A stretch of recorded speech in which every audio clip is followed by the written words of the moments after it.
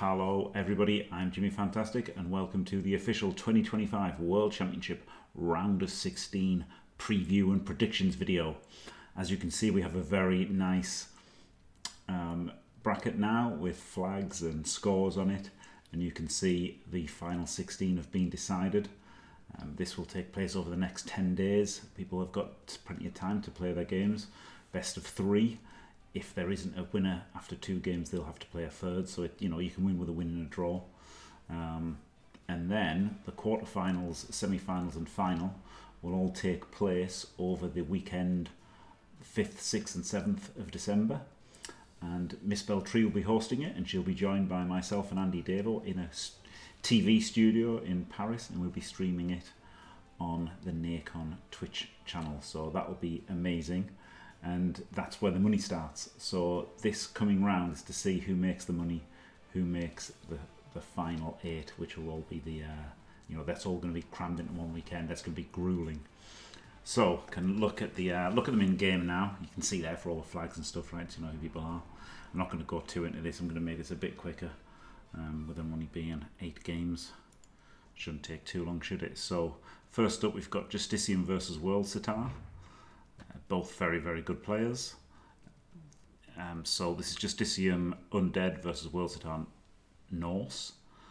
Justicium's got 3 guards, a couple of blocks, and a tackle. So he has got 2 unprotected ghouls, which is a bit dodgy versus the block and frenzy of the Norse. World Satar has gone for quite a heavy team, right, with 3 guards. He's got Mighty Blow on the lineman. And he's got a block Ulf. He's got a Mighty Blow Yeti. I mean, if that removes a mummy, it's all over. So this is going to be a very swingy match. 3 games, 14 players. The matchup tends to favour Undead because, Mighty Blow versus AV 8+. But do you know what? The more I'm thinking about it, the more I'm thinking World Satar's got the tools to win this one. So I'm actually going to pick World Satar for that one. Right, then next up we've got Andri versus Arzawain in a human mirror. And actually both teams are identical here. So you can see the team there. It's 5 guards, tackle mighty, and a block. And 14 players. And yes, Arzawain's team is literally exactly the same. And except he's put it in a weird higgledy-piggledy order. They're both very good at Blood Bowl. I think for this one I'm picking Andri to have a slight edge, purely because he won this tournament last year. He's used to the format of playing all the games, the best of 3, everything on the line, the high pressure. You can't really, it's a cliche that they use in football and stuff, if you can't prepare for the pressure. But it's kind of true, right? We're playing a little children's game for fun.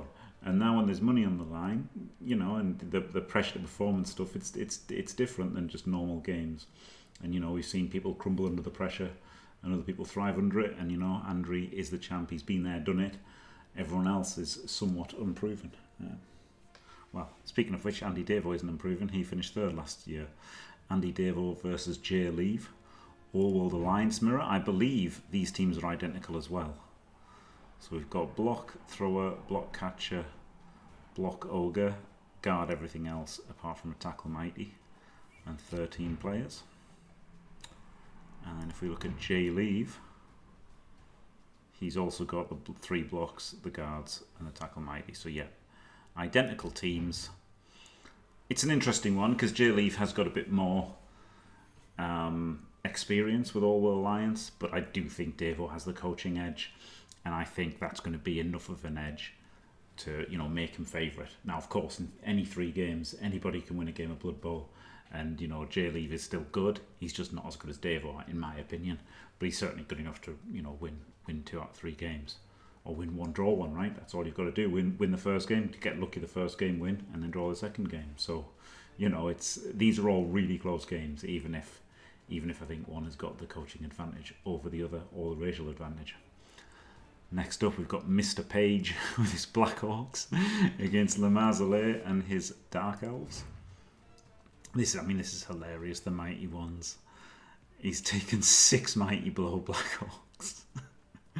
a block 1, a guard 1, a block and a dirty player. He's only got 11 players. I mean, this is crazy. I don't know why he didn't have 12 players and 3 rerolls, but he hasn't. He's got 11 players. There's absolutely no reliability in this team in terms of, well, you know, survivability. It's a crazy, crazy team that seems doomed to failure, but he's got to the round of 16, so well done, Mr. Paige. But surely the run ends here. This is the best coach he's played. And he's got elves, which, you know, if the elves don't get mass removed, they should run circles around the Black Orcs and get the ball off the goblins and stuff. It's a bit of a weird build from Lamar's. He hasn't got an Apo, but it means he's got 12 players, which is good. Like, you know, it means at least like a Kaz is automatically negated, kind of. And yeah, I'd imagine over the 3 games, like, you know, okay, Mr. Paige might get lucky once, but you'd imagine Lamar's will get it done. But you know, you never know, right? You never know. I think Lamar's is a bit fluctuational. Is that a word? So, you know, not as super consistent as somebody like, you know, K-Fog or whatever. So you never know, right? You never know. And then, so then we've got Kill Train with Norse versus Olivier Dulac with Skaven. And he's got the Block Yeti, a Blodge Valkyrie, a Leader Valkyrie, a Block Ulf, but no tackle. Kick, sure hands, dirty player. He's done great to get this far, Kill Train, but like, I just don't. He hasn't got Mighty Blow. Like, he hasn't got a Berserker with Mighty Blow, right? Like, that's what you'd want to put Skaven to the sword, right? And like more tackle. And I just, it's a tough matchup for Skaven, racial matchup, but I can't look past Olivier Dulac here. I think he's got all the tools he needs to win.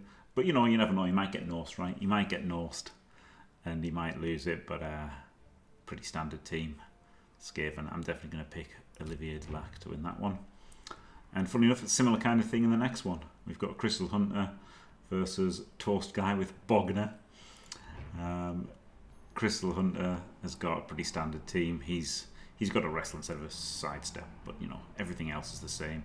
They've got a bit of Mighty Blow so they can get lucky. They've got a bit of guard, be useful, and then they've got, you know, the toolbox of good runners with a leader thrower. So nearly identical teams for Crystal Hunter and Olivier Dulac. And you know, this Black Orc team, it's a bit more sensible than Mr. Page's.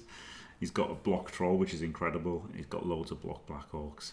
He's got a bit of guard and a bit of Mighty Blow. Dirty player, sneaky kit, 12 players, of course. I can't believe Mr. Page he's only got 11. But yeah, it's just like, you'd imagine, you know, Skaven are just going to get things done, right? That you've got to carry on a goblin who's just going to get stripped or whatever. So I can't look past the 2 Skaven winning. I do think they've got a coaching advantage as well. So yeah, I think it's looking bad for Tosca and Kill Train in terms of that. And then we've got Nightwatch versus Velihopea. This is an interesting one. Nightwatch with Amazons, with Velihopea with Elven Union. Pretty standard Amazon team. In fact, probably exactly what I'd use. Block on both the blitzers, wrestle on the random lino, block on the throwers. So yeah, quite like this build. You know, obviously high win rate Amazons.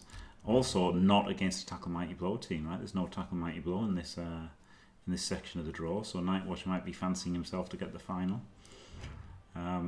Elven Union. I mean, Velihopea is a great player, but what is he doing with his team?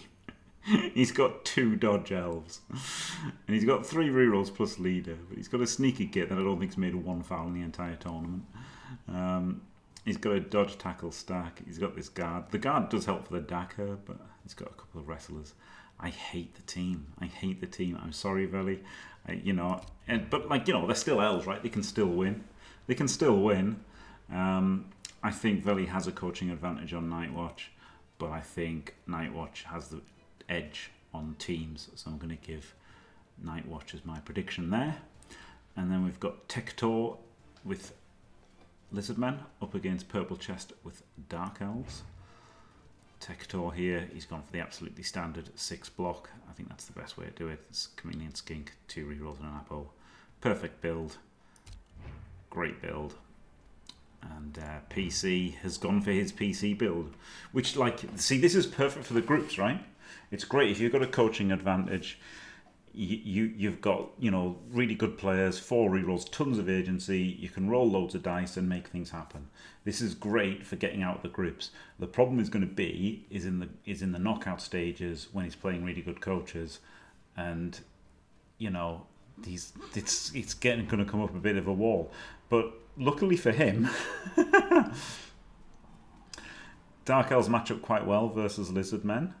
And then the other teams are all kind of soft teams, right? Like, we're going to presume Skaven get through there, at least from one of these 4. And, you know, Elves or Amazons. So really, he's only going to have to face his nemesis in the final if he gets there. So he's got a good shot for a deep run here, Purple Chest. So that's my take on there. And then also, we've got Breaky T with his spreadsheet. He's made another prediction thing here that some people have voted on. And we can see how they've voted. I think 65 is probably too high for Justicium, honestly. I think the teams and the racial matchup is actually closer than that now.